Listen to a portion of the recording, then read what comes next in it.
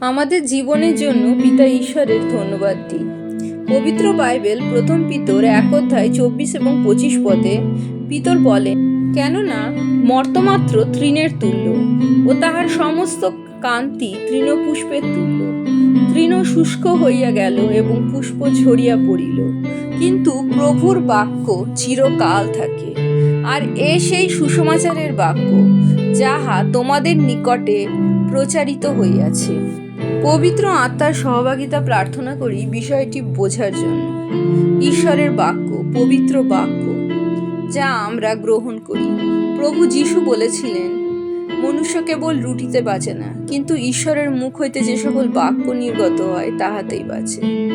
বাইবেলের বাক্য, যে বাক্যের মাধ্যমে আমরা বেঁচে থাকি। এই বাক্য, ঈশ্বরের বাক্য আমাদের আত্মার খাদ্য। আদম হওয়া যখন এদেন উদ্যানে ঈশ্বরের বাক্য অবজ্ঞা করেছিল, রিজেক্ট করেছিল, তখন তাদের মৃত্যু হয়েছিল। শারীরিক মৃত্যু হয়নি, আত্মিক মৃত্যু হয়েছিল। ওই জন্য তারা পিতা ঈশ্বরের উপস্থিতি থেকে বিতাড়িত হয়েছিলেন। আমরা ঈশ্বরের বাক্য দ্বারা আমাদের জীবনে পিতা ঈশ্বরের উপস্থিতি উপলব্ধি করি, বুঝতে পারি পিতা ঈশ্বরের হৃদয়, এবং বাইবেলের প্রতি পাতায় পিতা ঈশ্বর তার প্রিয় পুত্র প্রভু যীশুকে কতটা ভালোবেসেছেন, কতটা ভালোবাসেন তা বুঝি।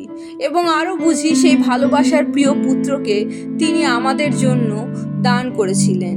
তিনি তার সৃষ্টিকেও তদপেক্ষা বেশি ভালোবেসেছেন। প্রভু যীশু তার পবিত্র রক্তে আমাদের ধৌত করে পরিত্রাণ দান করেন, এবং তাই হলো সুসমাচার যে যারা প্রভু যীশুকে বিশ্বাস করে তারা পাপের পরিত্রাণ পেয়েছে, তারা রোগ ব্যাধি দুর্বলতা থেকে মুক্ত হয়েছে। কারণ প্রভু যীশু ক্রুশে আরোহণ করার সময় তাদের মলিনতা, দুর্বলতা, অক্ষমতা সকল কিছু গ্রহণ করেছেন। এই হলো সুসমাচার। প্রতিটা খ্রিস্ট বিশ্বাসী যখন প্রভু যীশুকে বিশ্বাস করে, তার জীবনে পবিত্র আত্মা নেমে আসে, তার অন্তরে পবিত্র আত্মা নেমে আসে। সেই পবিত্র আত্মা বাইবেলের বাক্যের মাধ্যমে আমাদের প্রভু যীশুকে আরো বেশি করে জানতে, পিতা ঈশ্বরের মন বুঝতে সাহায্য করেন। বাইবেল লিখিত হয়েছে কত বছর আগে, 70 খ্রিস্টাব্দের মধ্যেই বাইবেল সকল লেখা সম্পূর্ণ হয়, কিন্তু আজও আমাদের জীবনের জন্য এই বাক্য সমভাবে প্রযোজ্য। পবিত্র আত্মা বাইবেলের বাক্য দ্বারা আমাদের সাথে কথা বলেন। আমরা যখন বাইবেল অধ্যয়ন করি, নতুন নিয়ম, পুরাতন নিয়ম থেকে পবিত্র আত্মা উদাহরণ আমাদের জীবনে মনে করিয়ে দেন যে এই ব্যক্তি পাপে পতিত হলেও পিতা ঈশ্বর তাকে ক্ষমা করেছিলেন, সুযোগ দিয়েছিলেন। তাই আমরা যদি জীবনে কোনো পাপ করে ফেলি, মন পরিবর্তনের মাধ্যমে প্রভু যীশুর নামে পিতা ঈশ্বরের কাছে আসলে তার অনুগ্রহ থেকে বঞ্চিত হব না। তিনি প্রভু যীশুর নামে আমাদের আবার আপন করে নেবেন। ক্রুশারোহণের আগে যখন প্রভু যীশু তার শিষ্যদের পা ধোয়ান, তখন পিতর প্রভু যীশুর কাছে পা ধোয়াতে রাজি হয় না। কিন্তু যখন প্রভু যীশু বলেন যে যদি তোমাকে ধৌত না করি তবে আমার সহিত তোমার কোনো অংশ নাই, তখন সিমন পিতর বলেন, প্রভু, কেবল পা নয়, আমার হাত ও মাথাও ধুয়ে দিন। যীশু তার উত্তরে বলেন, যে স্নান করিয়াছে পা ধোয়া ভিন্ন আর কিছুতে তাহার প্রয়োজন নাই, সে তো সর্বাঙ্গে শুচি। কিভাবে আমরা শুচি হই, কিভাবে আমরা পরিষ্কৃত হই, তা প্রভু যীশু যোহন লিখিত সুসমাচারের 15 অধ্যায় বলেছেন, আমি তোমাদিগকে যে বাক্য বলিয়াছি তৎপ্রযুক্ত তোমরা এখন পরিষ্কৃত আছো।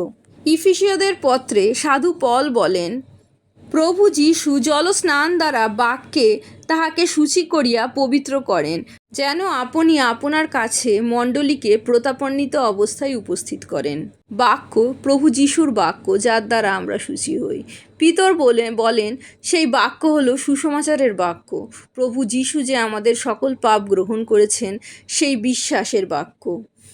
সেই বাক্য এতই শক্তিশালী যে আমরা প্রার্থনার মাধ্যমে, সেই বাক্য উচ্চারণের মাধ্যমে সকল পাপাত্মা, সকল প্রতিকূলতা, আমাদের মাংসের প্রলোভন, সকল কিছুকে পরাজিত করতে পারি। পবিত্র বাইবেল সকল ভাববাদী যারা লিখেছেন তারা পবিত্র আত্মায় অনুপ্রাণিত হয়ে লিখেছেন। বাক্য বলে ঈশ্বর নিঃশ্বসিত বাক্য হলো বাইবেলের বাক্য, অর্থাৎ সেই বাক্য গ্রহণের মাধ্যমে ঈশ্বরের নিঃশ্বাস আমাদের অন্তরে, আমাদের জীবনে গ্রহণ করি। যখন আদমকে পিতা ঈশ্বর সৃষ্টি করেছিলেন, তার নাকে ফু দিয়েছিলেন এবং তার মধ্যে জীবন এসেছিল। বাইবেলের বাক্যই সেই জীবন, যার মাধ্যমে আমরা বেঁচে থাকি। প্রভু যিশু জয় হোক।